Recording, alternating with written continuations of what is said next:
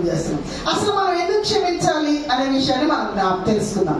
మత్తయి సువార్త 6వ అధ్యాయం 12వ వచనంలో మా రుణస్తులను మేము క్షమించిన ప్రకారం మా రుణములను క్షమించు. ఎందుకు క్షమించాలో తెలుసండి? మన రుణములు క్షమించబడాలి అంటే మనం ఏం చేయాలంటే ఇతరుల్ని క్షమించాలి. ఒకవేళ మనము ఎదుటి వ్యక్తిని క్షమించకుండా నన్ను క్షమించు ప్రభు అంటే క్షమాపణకి అర్థం లేదు. క్షమింపబడమనే విషయాన్ని నేను జ్ఞాపకం చేస్తున్నాను. ఒక పర్యాయం నేను వాక్యం చెప్తా ఉన్నానండి.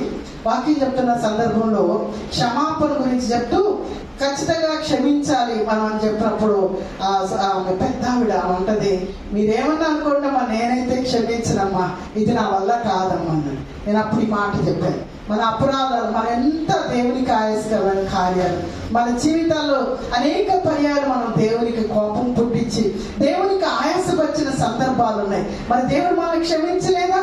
మరి ఆయన మనల్ని క్షమించినప్పుడు మనం క్షమించకపోతే మన రుణాలు క్షమింపబడవమ్మా అన్నప్పుడు ఆమె 30 సంవత్సరాలు అంటండి ఆ వ్యక్తితో మాట్లాడకపోవడం.